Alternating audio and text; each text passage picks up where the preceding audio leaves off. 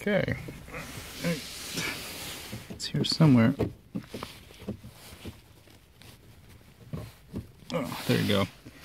The OBD port just right there. I have a long cord. Let's power this baby on. Powering on. I'm actually using torque, and you have to actually have it in the throttle and stuff doesn't exactly match because you have to have it on the engine mode. Right now it doesn't. Right now it's 13,164 miles. I just finished driving up to Northern California, and yep, it does work. You could use a generic OBD Diagnostic Interface with Bluetooth and use a program like Torque or something to check your revs, your air temperature outside and coolant, the revs load, engine load, and throttle and MPG. And because normally it doesn't really tell you your actual MPGs while you're driving, so that's why I figured I'd try this thing out. So I can actually judge the internal combustion engine driving. I'm trying to maximize my internal combustion engine drive, but since I'm driving up to Northern California, I usually drive pretty quickly, so not exactly the most efficient. I think the best I got was like 43 miles per gallon for on average, but after the whole trip and driving up pretty quickly, I used up about 10 gallons to drive the 360 miles, so it's roughly around 36 miles to the gallon roughly. And of course this is a 6 month, yep, 6 months, 13,000 miles. So yeah, trying out this thing, it's pretty neat.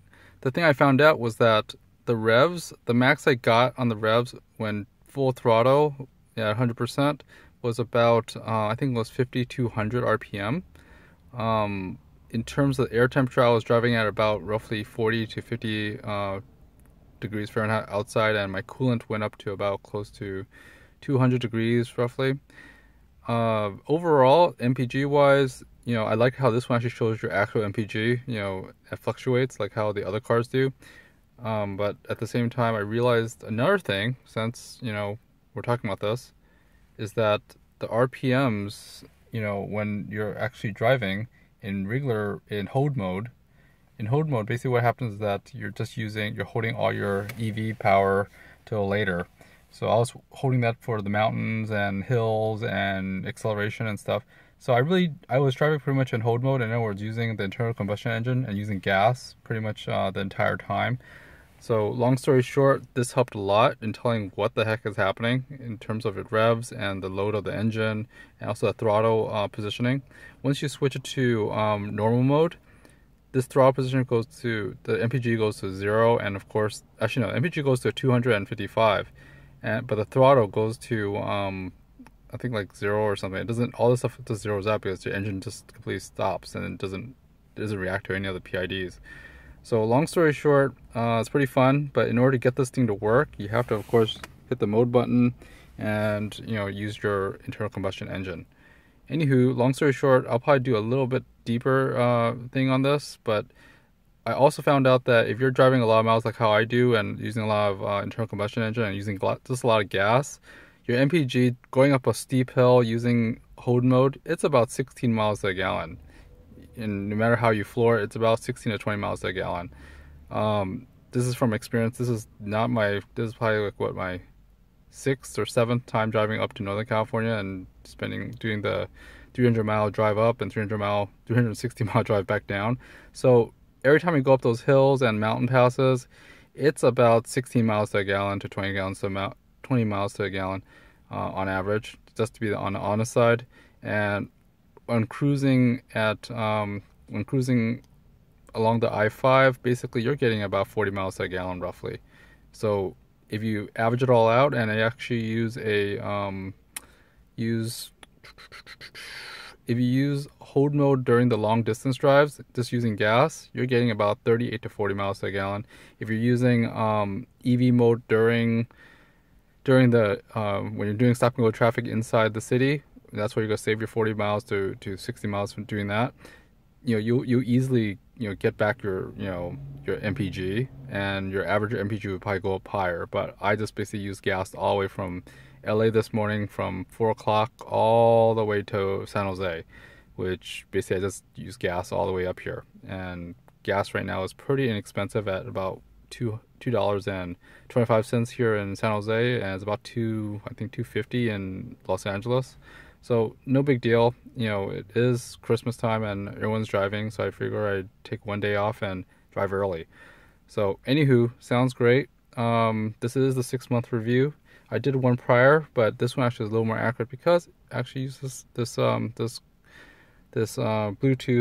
OBD diagnostic tool, and I thought this was pretty awesome. For my hypermiling videos and stuff, what have I learned other than the fact that I really don't care too much about hypermiling anymore? Okay, I do care about hypermiling and try to get the most, you know, bang for the buck for my gas and for my EV. For the EV, I basically, if I took out all the weight in my car, in other words, made it bone stock like how it came with, and removed any of my other stuff other than my, you know, school books or whatever, just what I need to use, and myself, other than myself losing some weight, I could easily get, after a few days, my EV range could pop up to about 60 to 67 in my EV range on a full charge. That's with a tire pressure of about 40 or 41. Problem is that, I think you saw in my other video, I had a flat tire, and I usually carry my spare tire and my spare tools that I bought separately. You can see that link, you know, on the screen or below or whatever. But I think I prefer, you know, carrying the extra 60 pounds or the 25-pound tire plus another, you know, 10, 15, 20 pounds of tools. I'd rather carry that with me than to be stuck again, you know, with a flat tire. Once is enough. I never had a flat tire when I had my Honda Civic for driving for 200,000 miles. But this is kind of weird that I actually had a flat tire with this car hitting a nail, reversed, in having the head first, and not repairable. So, kind of messed up. That was a $200 lesson. Ooh. Skyline. How neat. How very neat. Anyways, what was I saying? Yeah, that's right. I'd rather carry my tools than not carry my tools right now. So that's exactly it. I'd rather carry the extra 40 pounds or 50 pounds of weight, and also my other tools and extra water and stuff, because I like driving and I don't like getting stranded. The good thing was that OnStar did help. GM Roadside Assist did help. They were able to quickly, you know, I'm lucky that I was close to my house when it happened. Otherwise, they would have to told me back to the closest Chevy dealership, like how it's supposed to be. And that if you look at the fine print, it says that the tow truck will basically tow you to the nearest Chevy dealership to fix your tire or whatever, or buy you a new, or to really get the tire fixed. So long story short, I'm glad I had my spare within like a few blocks, and my neighbor drove and got me spare my tools back. So I was able to swap the tires out and then bring it to a tire shop and have it fixed. But eventually they said they couldn't be fixed because the hole was too big. Somehow I kind of believe it, kind of I don't, a little bit don't believe it. So long story short, I kept the old tire, but I had a new tire put in. Another fun fact was that the new tire actually was a Premier AS. I think I told you on the other video, compared to the Michelin Energy. The Michelin Energy ones seem to not hold the tire temperature as well as the Michelins. They tend to heat up a little faster, about 1 psi or 2 psi faster than the Michelin AS. I think the tire temperature on that Michelin Premier AS is actually a little bit more stable, I think. So it kept its tire pressure throughout, you know, when driving 300 something miles, and relatively consistent, versus like the Michelin Energies, which basically varied 1 psi, 2 psi up and then down, you know, as I was driving. So anywho, our summary was that the fastest way to get your car heated is not to use EV. Like I said, I put in those heated seat pads, and they work great. You know, I basically got, what was it? Most of my energy that I ever used was actually devoted to driving. So all the EV power was devoted to driving. That was a plus. You know, these $15 seat warmers and that 4-splitter really made the drive really enjoyable, and it was a really, really good drive going up to Northern California this morning. It was almost like 30 degrees, you know, driving up, you know, when going through the passes and in some sections in the early morning.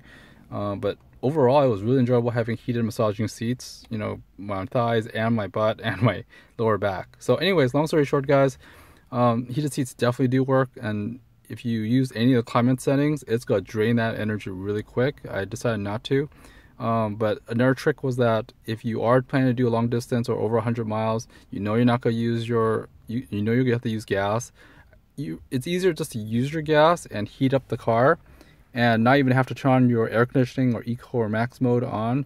It basically just turn on your settings to high, and then it just uses the radiator or the internal the engine's radiator heat or radiant heat to basically heat up your car or heat up your climate control, which I think is a lot more efficient especially if you need it for like 30 or 40 minutes of driving in the cold. That would be a lot more efficient than using your EV charge your energy. So I think that was about it. If you have any other comments and stuff, let me know.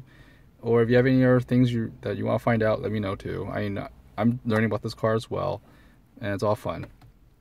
Anyways, thanks guys. Please like and subscribe. That sort of fun stuff. And let me know what you think of the videos and stuff. Anyways, thanks a lot. Have a great one. Thanks. See ya. Happy holidays. Bye-bye.